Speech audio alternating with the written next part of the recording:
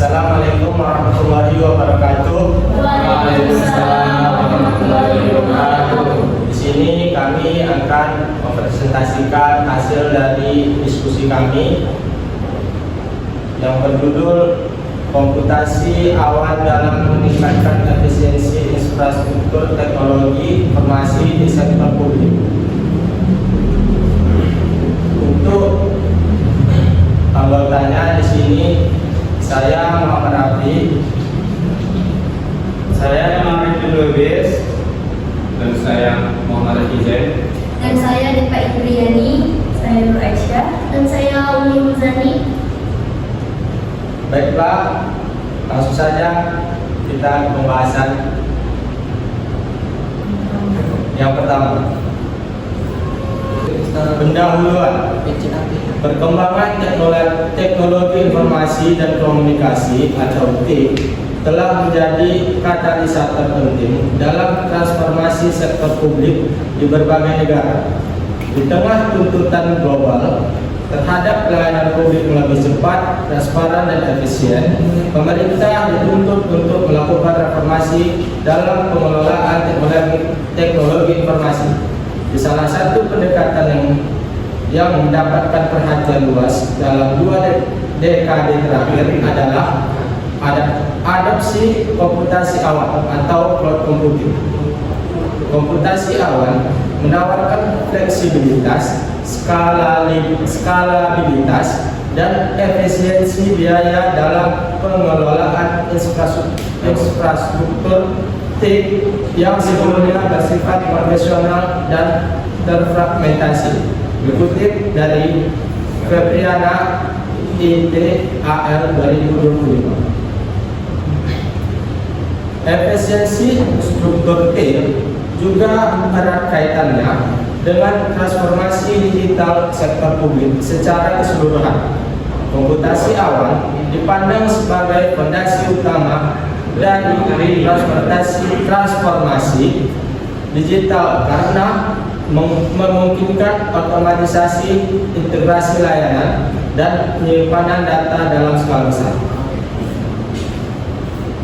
Dengan demikian, latar penelitian ini melalui pendekatan SLR bertujuan untuk menyediakan gambaran menyeluruh mengenai kontribusi teknologi awan, mengidentifikasi kesenjangan penelitian, serta memberikan arahan kebijakan dan praktik yang meningkatkan efektivitas dan efisiensi pelayanan publik di era digital. Baiklah, selanjutnya akan dijelaskan oleh rekan saya. Metode penelitian. Penelitian ini menggunakan metode systematic literature review atau ditinjau pustaka sistematis. Metode ini dipilih karena dapat membantu penelitian mengumpulkan, menyelesaikan, dan menganalisis berbagai penelitian yang ada. Sebelumnya tentang topik komputasi awan di sektor publik, dengan metode ini penelitian bisa mengetahui bagaimana peran komputasi awan dalam meningkatkan efisiensi infrastruktur teknologi informasi di instansi pemerintahan. Langkah pertama yaitu 1. Artikel membahas komputasi awan di sektor publik. 2. Artikel menjelaskan kaitan antara cloud computing dan efisiensi TIK. 3. Artikel ditulis dalam bahasa Inggris atau Indonesia. 4. Artikel dipublikasikan secara ilmiah, jurnal, proceeding, laporan. Sedangkan kriteria eksklusif yang digunakan adalah 1. Artikel yang membahas cloud computing di sektor swasta atau pendidikan.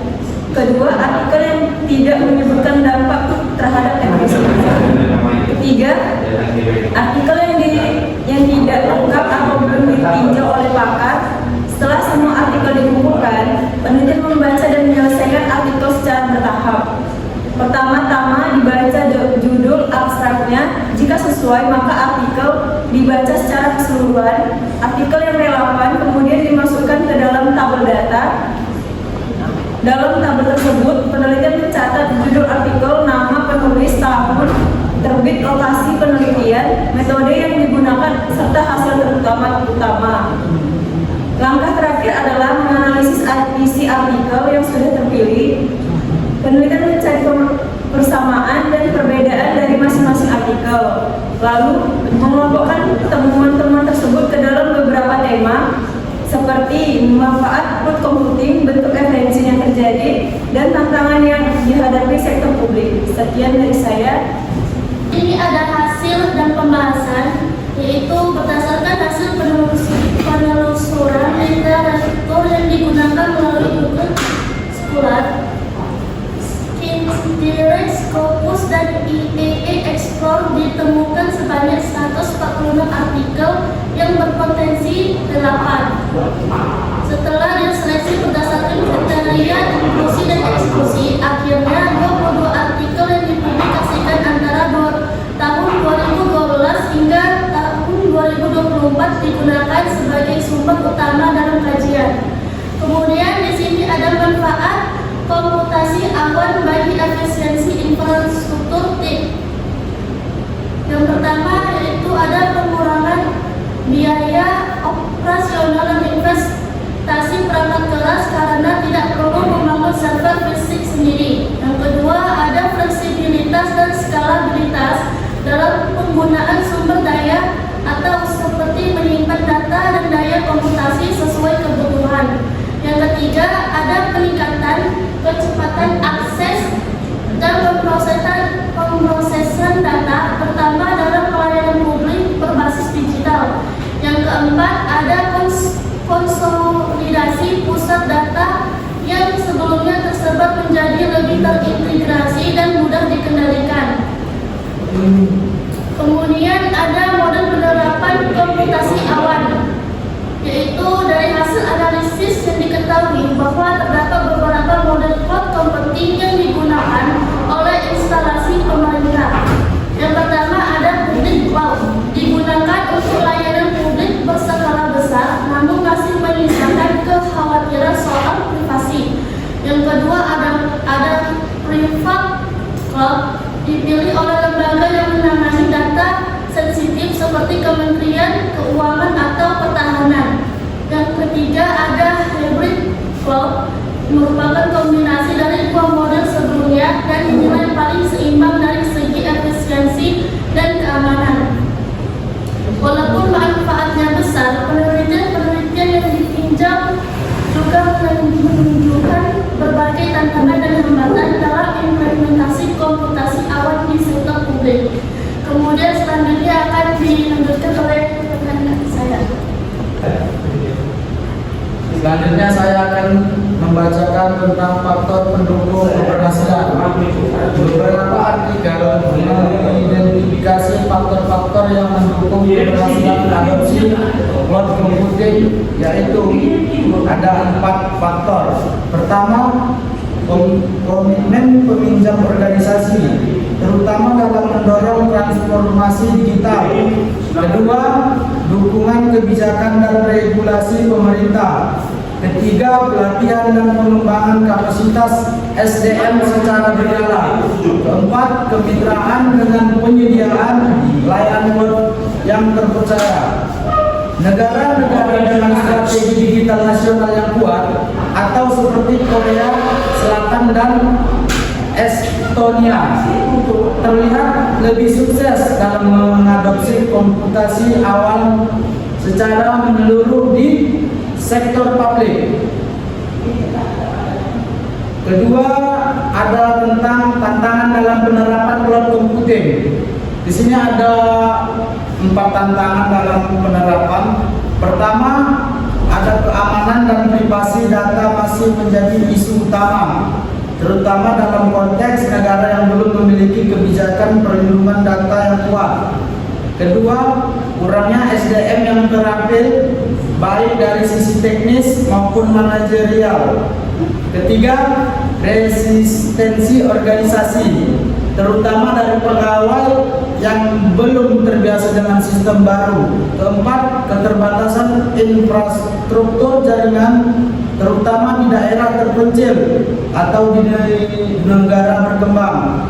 Salah satu artikel dari Indonesia menyebutkan bahwa penerapan cloud computing di pemerintahan daerah masih lambat, karena belum adanya standar nasional yang mengatur keamanan data digital.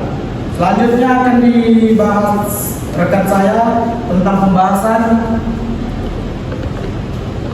Baiklah, selanjutnya saya akan membahas tentang pembahasan hasil dari tinjauan pustaka sistematis menunjukkan bahwa penerapan komputasi awan atau cloud computing telah menjadi strategi penting dalam meningkatkan efisiensi infrastruktur teknologi informasi dan komunikasi atau TIK di sektor publik.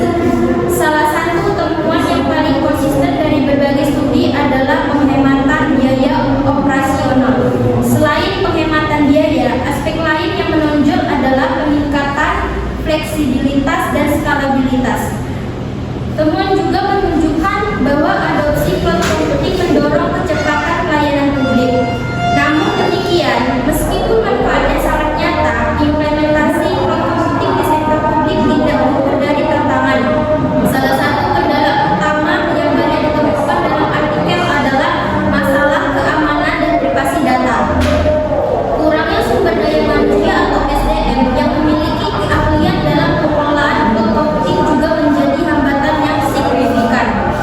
Dari sisi implementasi teknis, pilihan antara public cloud, private cloud, dan hybrid cloud menjadi pertimbangan penting. Faktor utamanya adalah adanya dukungan dan komitmen dari pimpinan organisasi, baik di tingkat kementerian maupun pemerintahan daerah. Dari kajian ini dapat disimpulkan bahwa keberhasilan penerapan cloud computing di sektor publik bukan hanya ditemukan oleh faktor teknis, tetapi juga oleh faktor organisasi, kebijakan, dan sumber daya manusia. Oleh karena itu, pendekatan yang digunakan dalam implementasi cloud sebaiknya bersifat menyeluruh, melibatkan berbagai pemangku kepentingan, dan dilakukan secara bertahap dengan evolusi berskala. Baik, selanjutnya akan dilanjutkan teman saya, yaitu kesimpulan. Kesimpulannya, berdasarkan hasil tinjauan literatur sistematis yang telah dilakukan, dapat disimpulkan bahwa komputasi awan memiliki peran yang signifikan dalam meningkatkan efisiensi infrastruktur teknologi informasi di sektor publik. Penggunaan cloud computing mampu menekan biaya operasional, meningkatkan fleksibilitas dan skalabilitas sistem, mempercepat proses pelayanan, serta menyederhanakan manajemen infrastruktur TIK pemerintahan. Meskipun demikian, tantangan seperti keamanan data, keterbatasan sumber daya manusia, dan resistensi internal organisasi masih menjadi hambatan yang harus diperhatikan secara serius. Berdasarkan kesimpulan tersebut, disarankan agar instansi pemerintah yang ingin menerapkan komputasi awan perlu terlebih dahulu menyusun strategi transformasi digital yang jelas dan terskema dan terencana. Pemerintah pusat maupun daerah perlu memperkuat regulasi terkait keamanan dan privasi data digital, serta menyediakan pelatihan yang memadai bagi aparatur yang menangani teknologi informasi. Pemilihan penyedia layanan cloud juga harus mempertimbangkan aspek keandalan, kepatuhan hukum, dan keamanan data.